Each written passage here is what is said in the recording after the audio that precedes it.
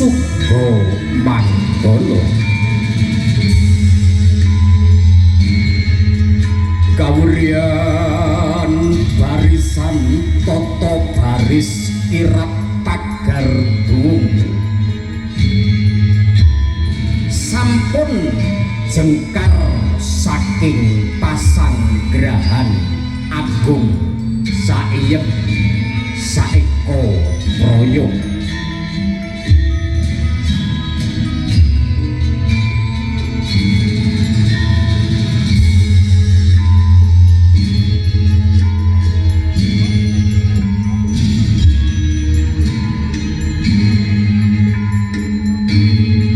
Sugeng Sanalika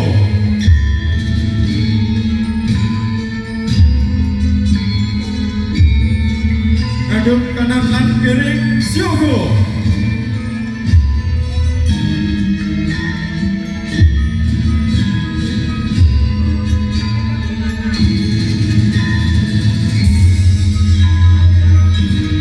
ngadiras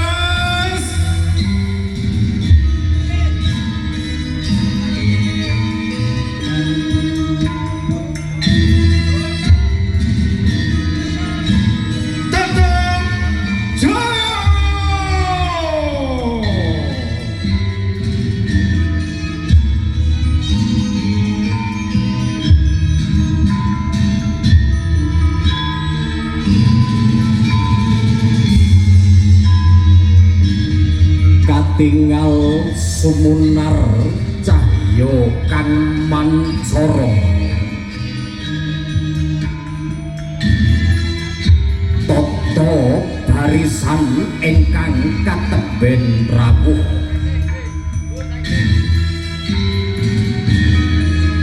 nuning nggih para kadang Pandhawa ingkang samya handheraken kirap pusaka ngadi raras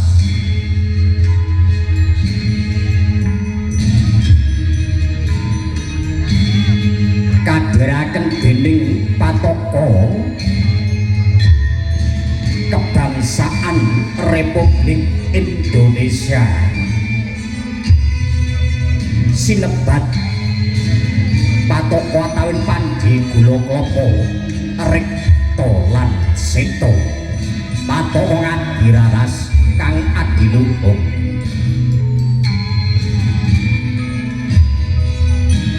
eling den eling bilih pusaka ngadi raras ingkang dados pepiling marang sang Guru Agung Ki Sukamti Gondo Patnobo ing rikala samono ingkang sampun hangripta arupi seserepan saha sesorah utama ing babagan kapranatacara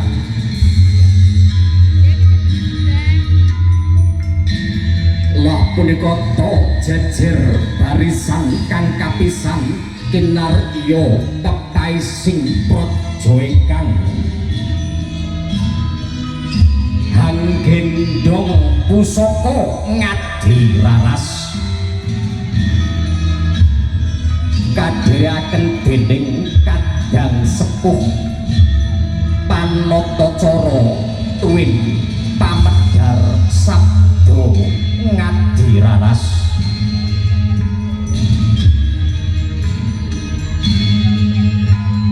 kumregahing pita swara lan piwaraning gending ladrang lekas andayani swasana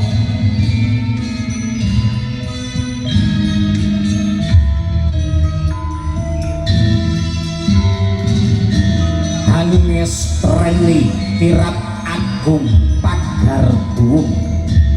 kadya sinanding sasmita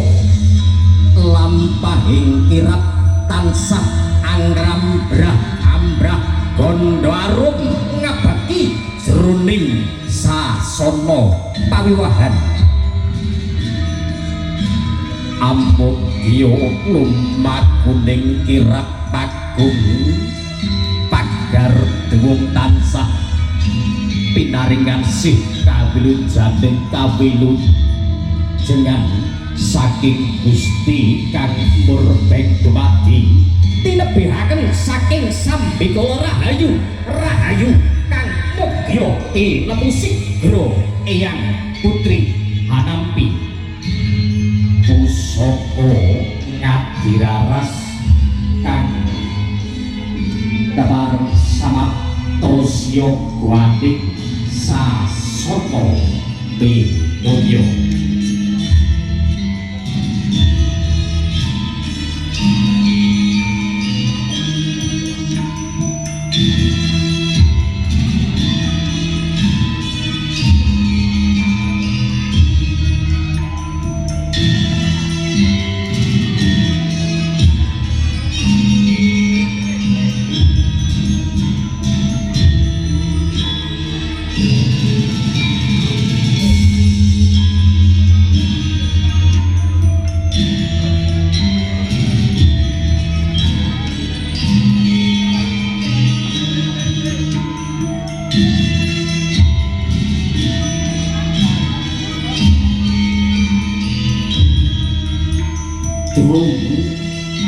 Atawin keris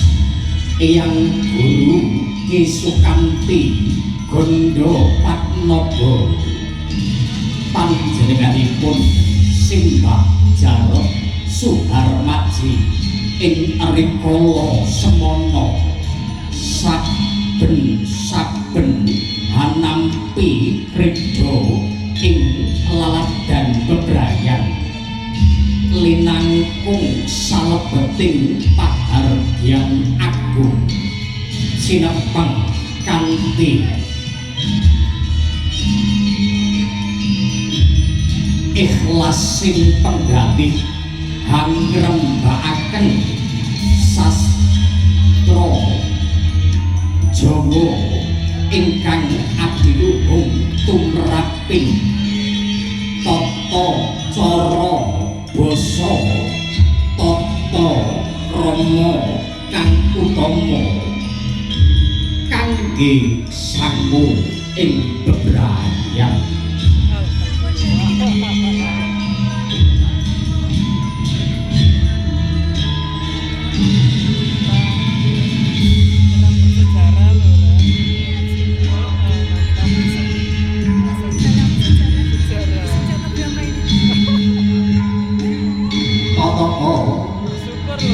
gula klapa